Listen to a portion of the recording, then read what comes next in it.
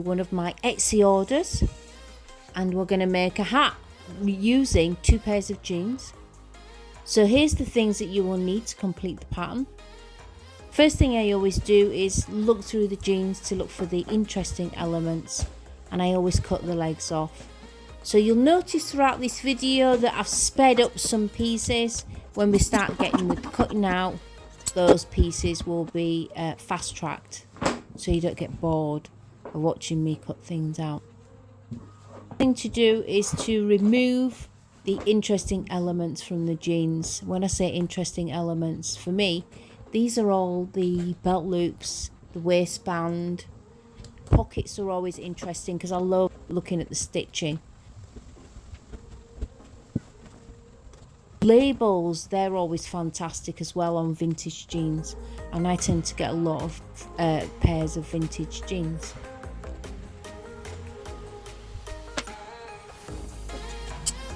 Your first pattern piece is the crown. I always add some notches on the crown because it helps later on when we're matching all the pieces up, when we add the brim to it. The tool that you can see me using is a pattern notcher, and that one's available on Amazon, and this it's not affiliated, I'm not selling anything, it's just something that I actually really like using as a pattern cutter. So as you can see, I've got the jeans open, and I've decided to use part of the pocket as one of my elements, and that's always what I do when I'm making these hats. I always will use the crown, will always be include some of the pocket in it. If the pockets are open, you need to stitch them closed, and you'll need one pattern piece for the top fashion fabric and one pattern piece for the lining.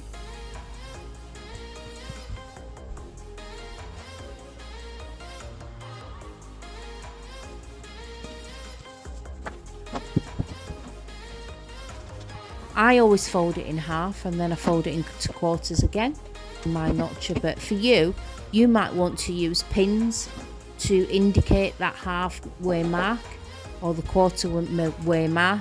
You also might want to add little triangle snips in, horizontal little lines.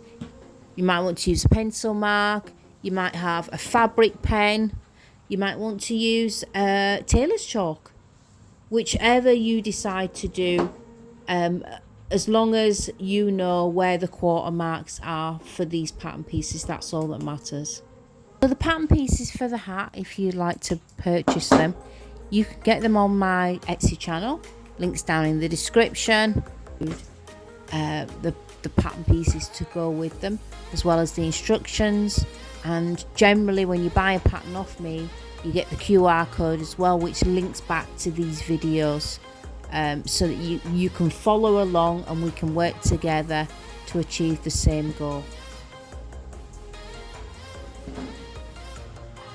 And you know, I love making these hats because it's so nice being able to repurpose those old denim jeans that you've got, or you know, an old pair of vintage jeans.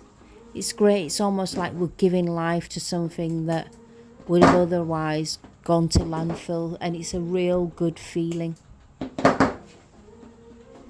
We're going to move on now to cut out the next pattern piece, the side panel.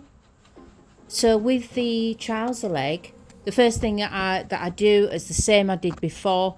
I will unpick all the side of the trouser leg, open it out, and then begin to work out the best placement for the pattern piece to get the maximum amount out of it with as little waste really as possible. And what is nice as well is that even though you're trying to work this out, or I'm trying to work this out, I also know that, you know, as you'll see later on, I will sew all the offcuts. I stitch them all together to become one piece that I think looks pleasing, and that becomes the underside of the hat. But it can also be the top of the hat, so it could be a feature of your hat. And that way you know that you're definitely making this hat and that is going to be 100% no waste. And that's really what the goal would be. The ideal goal would be to make something with no waste, and to utilize every piece from that garment and to put it back into the hat. So you have to be quite creative if you're going to go down the zero waste route. For me, I tend to go down the route where it's almost hardly any waste, and any extra waste or any bits of waste that I do have, as we call it, waste, I'll save it and it will get used for the next hat that I make. So I do make sure that nothing is wasted if I can help it.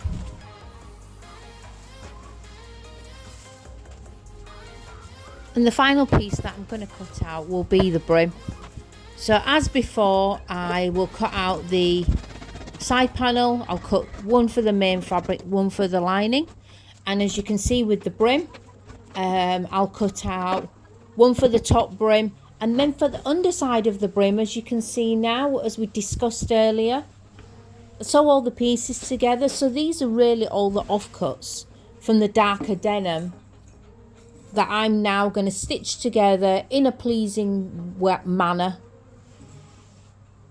cutting off the small excess pieces that I know I can't sew together, but which in effect you could actually piece together like a quilt piece. So you could make this up like as if you were sewing up a quilt in patches, squares, etc. It's the same idea. You will piece it together, it becomes one piece of textile or a new piece of fabric, and that will give you the extra pattern pieces that you need to complete the garment. I just wanted to take a moment as well to start thinking about the threads that we're going to use, because there's so many different types of threads that you could use for this form of construction when you're making hats like this. So bearing in mind you're using a denim, the fabric is really thick, so the basic construction of the hat would focus on using a stitch length of about 3.5, using a straight stitch, and that's for the overall construction.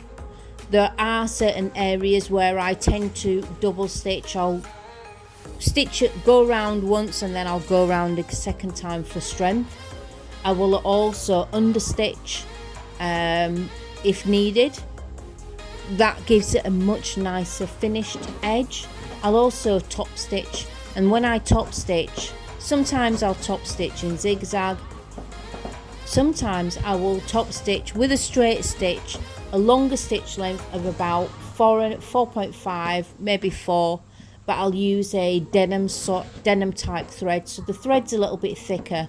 But what you will do is you will use that in the top of the machine, and then in the bobbin you'll use a normal thread, which is a coordinating thread, and that offers a nice finish, and it kind of matches the stitching on the pockets and things. So I sort of use that and feed it through the hat as well, so it looks like it's all meant to work together.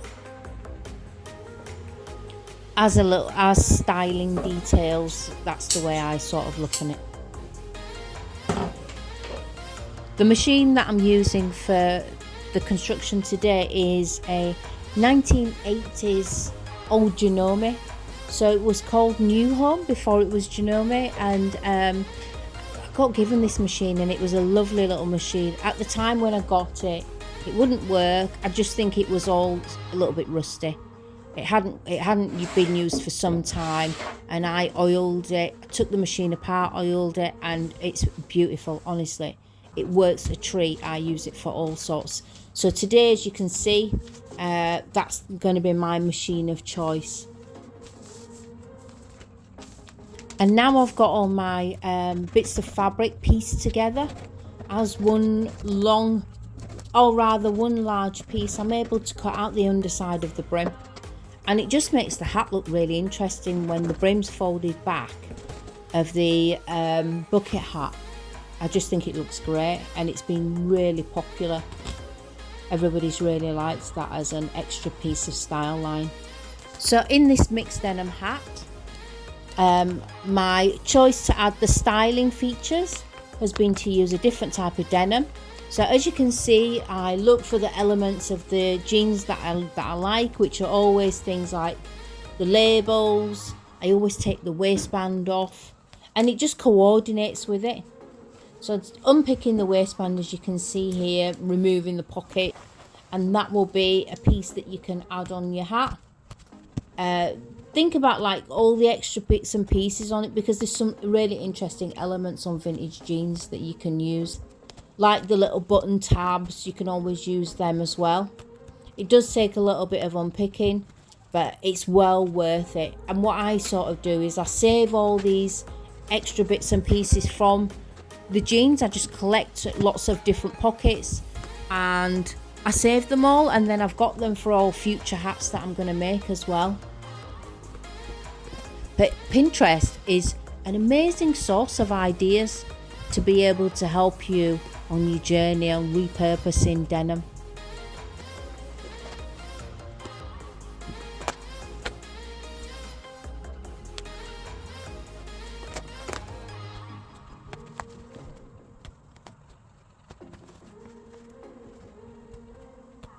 I've got the side panel of the hat and I'm using the pockets, and what I do is I will add the pockets in an interesting feature how I like them, and then I will run some top stitch over them and basically just remove all the ends just to tidy it up, as you can see I'm doing here.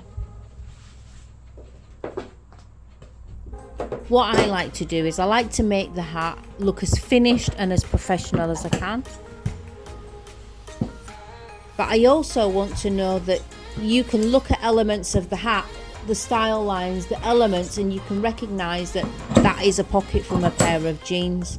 That's the label, or there might be the sizing label.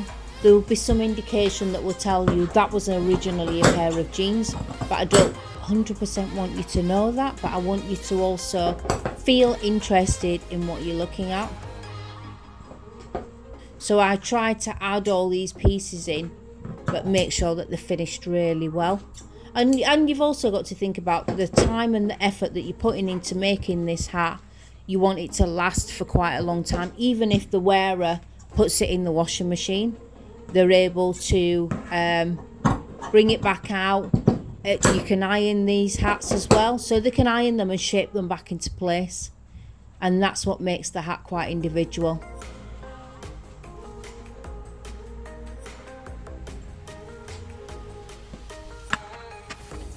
So once you've got your extra pockets and you've added all your styling details, you've run some interesting decorative top stitch, it's now time to fold the side panel in half, and using a 1 centimeter seam, run a horizontal stitch as shown in the instructions. And then when you're finished, those notches rather that you used before, you need to put them in again, as you can see me doing here. So I'm putting these notches in again. That helps me when I'm adding the brim to the side panel. It makes it easier for me to be able to match everything up, and then I know that when the wearer, when the person who owns the hat wears this hat, it's going to feel nice and comfortable and secure on their head. So I make these hats as well in 3-4 different sizes, and I also make them custom to fit. If somebody gives me a head shape size, so if they've got dreadlocks, or if they're of a smaller head shape size, I can accommodate them to what they're looking for. Similarly, just like if they want a hat and they want it to match what they're wearing, they want a darker and a lighter denim, or they want a black and a grey denim, I try to make sure that I've got enough of that in stock so that I can make it really to suit everybody's needs.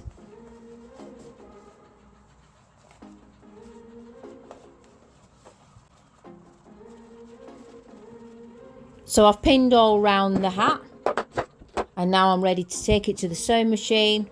And what I will do is I will run a 1 centimeter seam allowance all the way around, but usually I'll go around twice to make sure it's really secure.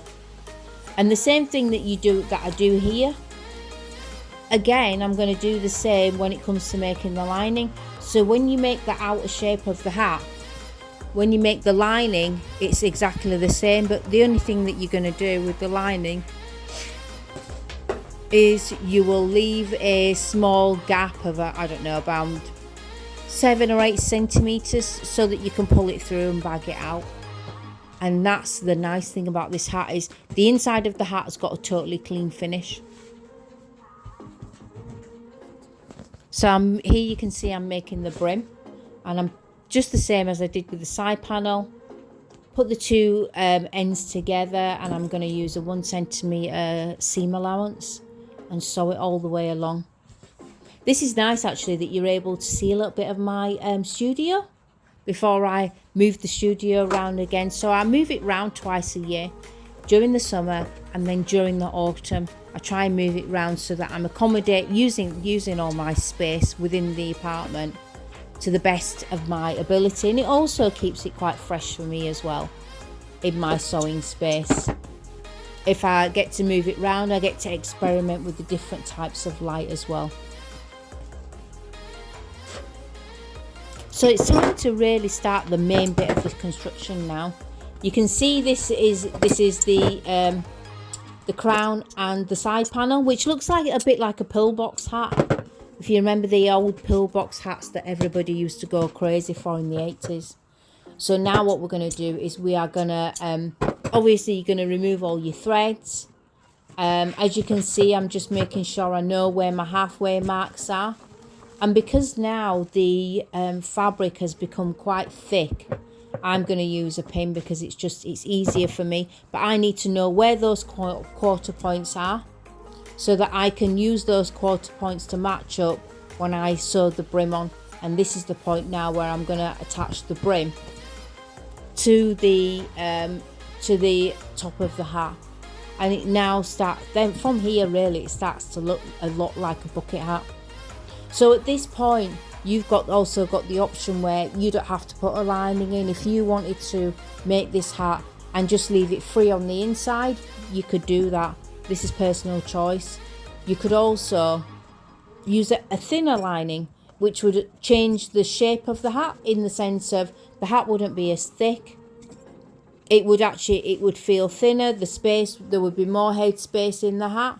You could also just put the brim on, and you could leave the inside of it open, or you could use a coloured lining as well, just to alternate the shape. Just to alternate the look of the inside of the hat.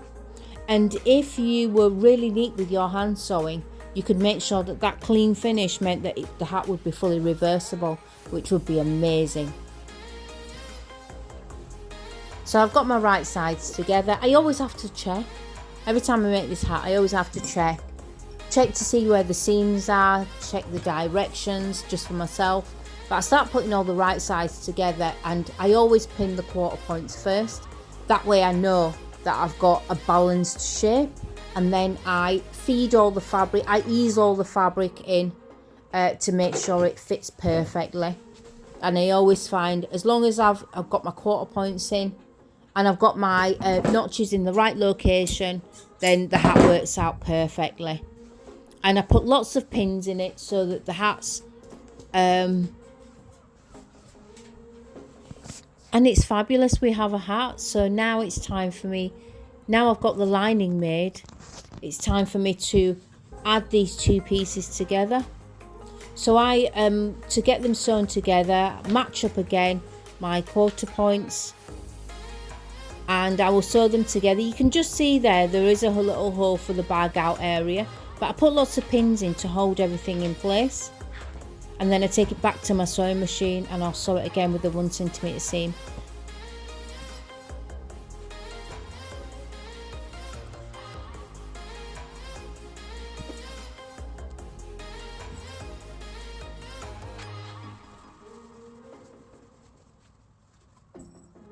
So I'll sew it with a 1 centimeter seam, as I said before. And then when I bag it out, as you can see I'm bagging it out now, I actually will go back in and I will understitch it as well, because I just find that it makes the brim settle better. And I also put a couple of tabs on the inside to stop the lining from falling out. I just sort of attach them to the inside sneakily, but you can't see them. But I do it before I close the hat off, and I find that it keeps the lining inside the hat much better. So here you can see that I'm just putting the hat really into place. So this particular order, this Etsy order, was for one of my extra large size hats. The buyer has got long dreadlocks, so she needed quite a lot of room for all her hair. So I made it bigger than one of my other ones. So it was a specific custom order with a specific head shape sized. And it worked out really well. I know that she loves this hat. It went all the way to America and she's so pleased with it, and it was amazing for me to make this hat. So the hat's nearly finished, and I just think it's been a successful afternoon's work. Hard work, and we deserve a coffee and a bar of chocolate to celebrate. So don't forget, if you want to buy a copy of this hat, I sell it on Etsy. It's only £6. You're welcome to buy one.